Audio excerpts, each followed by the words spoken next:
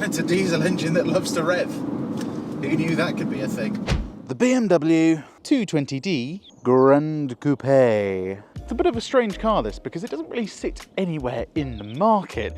A BMW 3 Series with the same age, same mileage and same engine and same spec is only about 2.5 to 3 grand more than one of these. So why would you buy one? Well, today we are going to find out, because we're going to do a 0 to 60, a 30 to 70 time, see what MPG this thing will really do. Will it do its claimed figure? See how loud it is on the motorway, and of course, see how fun this thing is to drive. Is it as fun as a Mini? So let's get into it. My name's Tom, and you are watching Paragon Cars. Let's go!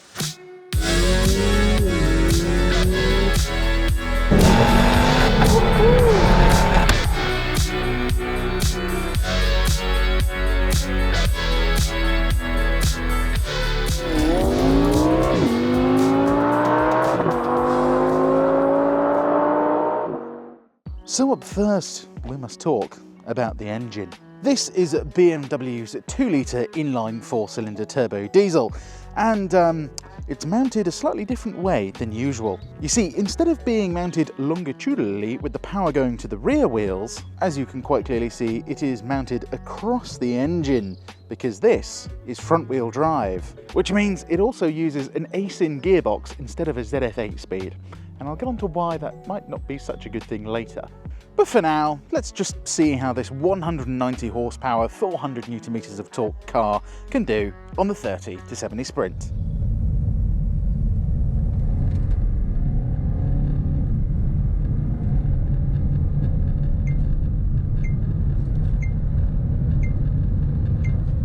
.30 to 70 then, the BMW 220d Gran Coupe did 6.51 seconds. That is not bad. That is a 0.04 second increase over the 220d Coupe, and not far off a BMW X530d. So improvements have been made, even though they are small. Coming to the inside of the 220d Gran Coupe, the first thing you notice is that we have frameless windows, and yes, I'm touching the window with my hand, sorry everyone. But yes, the interior, it has a digital cockpit just like the 3 Series does, as well as a pretty similar interior. And in terms of features, it's actually pretty good. We've got electric seats, auto fold mirrors, a heated steering wheel, brushed aluminium pedals, a wireless phone charger, heated seats, and of course with the extended storage option, you have your secret cubby for your stash. So, all good, right? I mean, it's basically a 3 Series inside.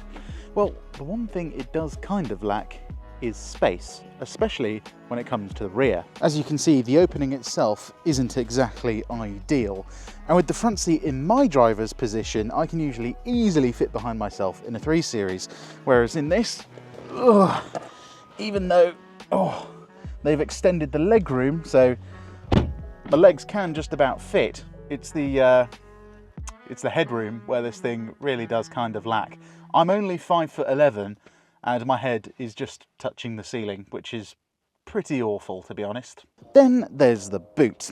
Well, it's actually not bad. It's bigger than a lot of its rivals, but again, not quite as big as a BMW 3 Series. You do get very decent underfloor storage though, which is pretty nice. So there's not much room in the back, but it's got an actually okay boot. My mind is still telling me that the 3 Series is just overall gonna be better though. However, this car does have a couple of things going for it, but to demonstrate that, we need to get on the road. So, first up, round town, the positives. Going over speed bumps, this thing has really nice damping. And the strange thing is, it's actually perceivably a little bit softer than a BMW 3 Series M Sport, which is not what I was expecting, to be honest. Steering feels pretty similar. Obviously, this being front-wheel drive, you do feel a slight disconnect in the old steering feel, but it's still very good for a front-wheel drive car. And the other advantage of this car is its size. Now, it's not that much smaller than a BMW 3 Series, but it's small enough that you kind of can get away with a little bit more when you're driving around a city like London. You can get into slightly tighter gaps without kind of having a squeaky bum moment. So it is literally the perfect size for a city, but inside, in the front of the car at least, feels just as big as a 3 Series. Still got cup holders, still got a nice swooping dash, you've still got a digital cockpit and a nice infotainment screen. It feels much more premium than it should do, to be honest. And everything feels really solid in this. It does actually feel like a really well-built car. BMW, ever since about 2019, they seem to have really upped their quality control to a point where they're competing or beating Mercedes and Audi, I think. But even usually these speaker things move a lot when you poke them in older BMWs. In this one, basically straight tied to the door. Pretty amazing stuff. Now, in terms of parking, visibility is pretty good, especially out the sides. You've got nice low slung windows, and there are a couple of parking features that are there to help you. You've got reverse assist, and it'll park itself as well, which, you know, if you want that kind of thing, it's great. But the car's small enough. It's got a great reverse camera, plenty of steering angle, and you've got lines telling you where you're going. You've got parking sensors on the rear and the front, and these kind of slightly fake parking sensors on the side. So what they're doing is using the rear parking sensors to remember where that car is. There's not actually parking sensors there. But one thing I do like is that you've got these little bars telling you where things are. Those are great at night, because if there's a black bollard behind you that you can't see, yes, sometimes you can hit them, which is a bit of a shame. Audi RS3 Performance there. A nice spot. But yeah, it's a very easy car to get in and out of as well. You're always going to get to the first notch on the door. One thing I like about these door cards as well is they're quite flat, so you can rest your arm on them. It's one thing I don't like about a lot of cars. They kind of curve off, so your arm just kind of falls off. Not very comfortable, but this is nice. Now then, despite being front wheel drive and having quite a lot of torque at 400 Newton meters, this car does quite well at getting out of junction. So just going to put my foot down. Not really any wheel spin, straight up to 30. It does just seem to put the power down, which is pretty good. But now then, the negatives. There are two things that I don't like about this car, especially when driving it around town. Number one is the gearbox. Do you know what? It's still smoother than a dual clutch, but it's just not as good as the ZF 8-speed that's in the previous generation 1 Series, like that car. The ZF 8-speed just has this kind of like really smooth way of changing gears. This feels like it's kind of almost in between a ZF 8-speed and a dual clutch. It's a bit odd. But when you're moving, it's not bad.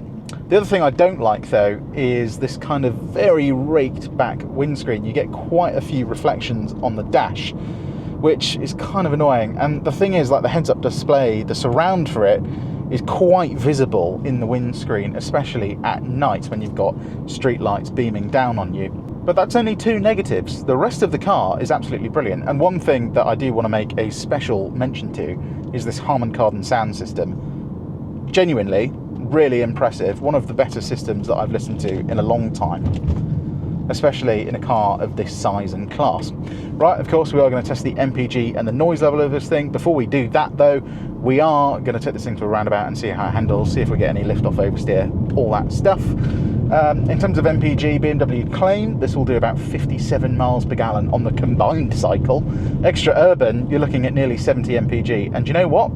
I kind of believe them, because the 320D will quite easily do well over 60 miles per gallon. So I'll be very surprised if this does anything less than 50.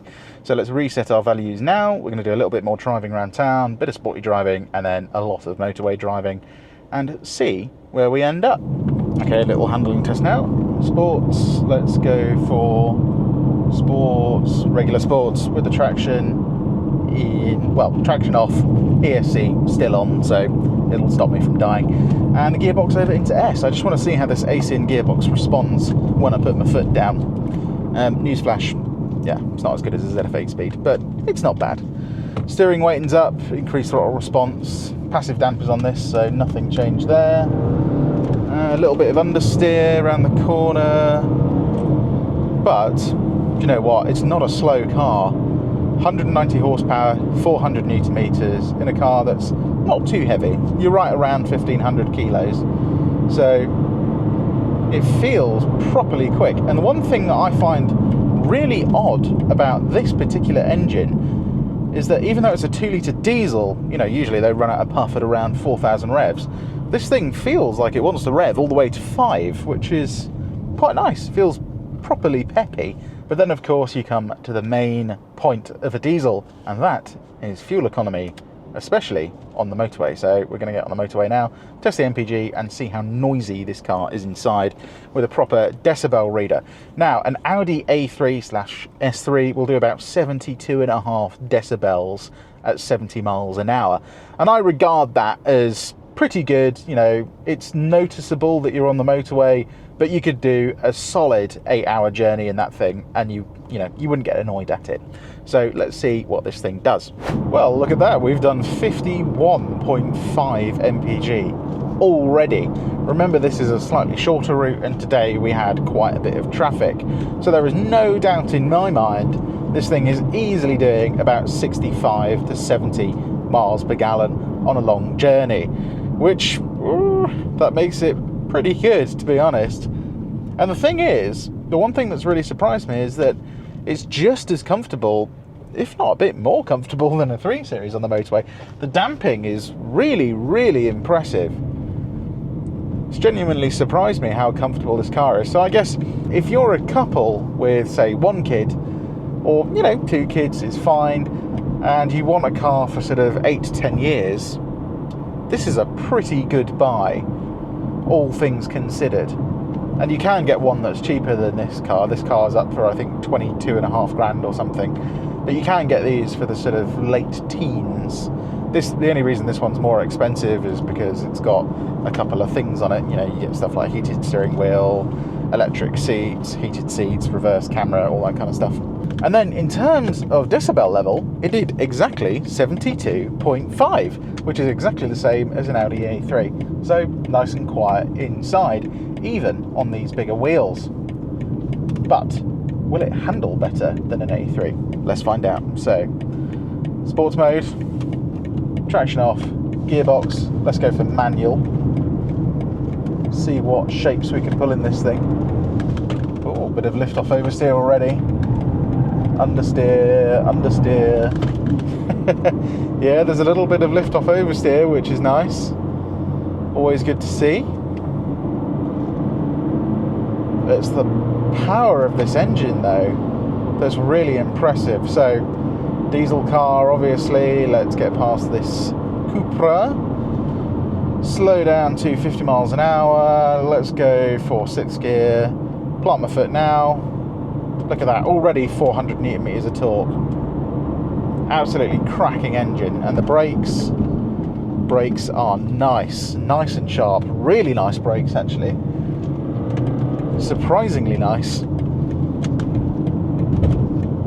Front end turning is really nice as well. You can feel the car rotating around the corner. I mean, at the end of the day, it kind of feels like a Mini, which, shouldn't surprise anyone really.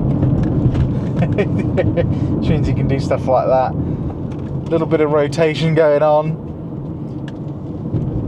Yeah, very nice. Then coming around corners like this, even on passive dampers, just plant your foot and off you go, really. Car just digs into the road, and that's it. I can already tell this is going to be quite a fun car down a small B road. So before we go and do that, let's go and do an 0 to 60. BMW claim it'll do 0 to 60 in 7.3 seconds, but BMW didn't usually tell porkies, so my bet is that it's going to be slightly quicker than that, but let's find out.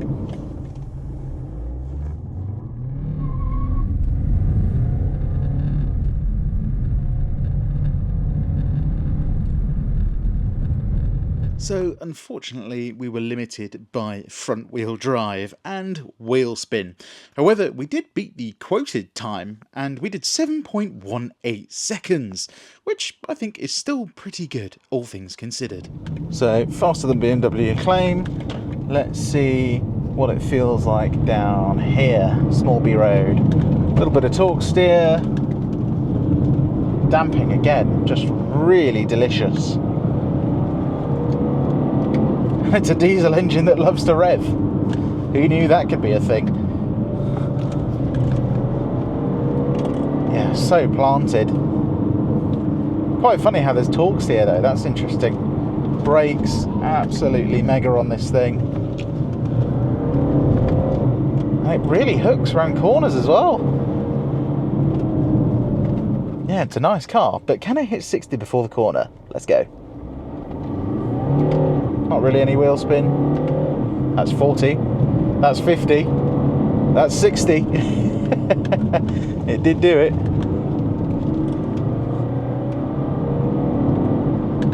I can see why people drive these things like they've stolen them. They are very precise little cars. Can get this thing exactly where I want it on a road. Coming into corners like this, I can kind of go hard on the brakes, downshift, feel the rear rotate round, come off the throttle, a little bit of oversteer. Yeah, it's a great little chassis, this. Brilliant little chassis. Steering's nice. I can get right to the edge of the road and not go off of it. Yeah, nice little car. And because it's a diesel, you can be in the wrong gear, like we can be in 4th gear right now, plant my foot. You're immediately off. Loads of torque, all the torque. What a cracking bit of kit. I was not expecting to say that about this car, you know. I thought it was going to be a bit pointless, but turns out it really isn't. A little bit smaller than a 3 Series, just enough space for the fam. Boot, surprisingly good. Got a lot of underfloor storage, infotainment, it's iDrive 7, so that's all good. The rest of this is basically the same as a 3 Series. Got all your favourites buttons down here as well. Seats, the same pretty much. Sound system good. It's got a heads-up display.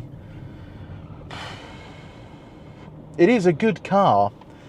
It's just weird, like the price bracket it's in looks like it doesn't make sense. But it actually does when you think about it, because a Mini Cooper or a Mini Clubman is, you know, kind of what this thing is about the same money, and I would much rather have one of these, to be honest. They do feel like they're just a little bit better built, and the quality of the materials is a bit nicer. You know, you got squidgy materials everywhere. The damping's lovely. It can be a nice, comfortable car as well as a sporty car. Talk about comfort, whack it back in comfort, traction on, everything quietens down. Even though this is a 2-litre 4-cylinder diesel, it's not that loud. You know, there's enough sort of stuff in the firewall, enough sound deadening, so that you don't hear it when you don't want to. And it's a good car to drive. It's economical. We're still doing 36 miles per gallon, even after ragging it round some B roads. An interesting prospect. The looks of it, I'm not so sure. The front end, I do think it has that kind of slightly bubbly thing going on. But the rear, I don't mind at all. I think the rear looks quite nice. So even though I thought it was going to have a very specific use case of, you know, you, your girlfriend, and one small child in the back, it's actually a fantastic commuter car for the motorway. Just as comfortable as a 3 Series, as quiet as an Audi A3, which is a quiet car. And it's a little bit smaller, so when you're going to places like London or a city, you know you're going to fit down every street you need to. My rating out of 10 would be, do you know what? A solid 8. I would give this a solid 8. I thought I was going to give it a 7.9, but I think it's worthy of an 8. Anyway, as always, I hope you enjoyed this content. If you did, please give us a like, and why not subscribe? As not only can you see everything we have for sale, you can, of course, see the rest of our lovely content, of which there is plenty more to come, and hopefully always will be. Yeah, my name has been Tom, and you have been watching Paragon Cars. If you want to see some other videos, I'll put some stuff in the end screen here, so you can click and see some other lovely reviews that we've done. If not, then I'll see you next time. Cheers.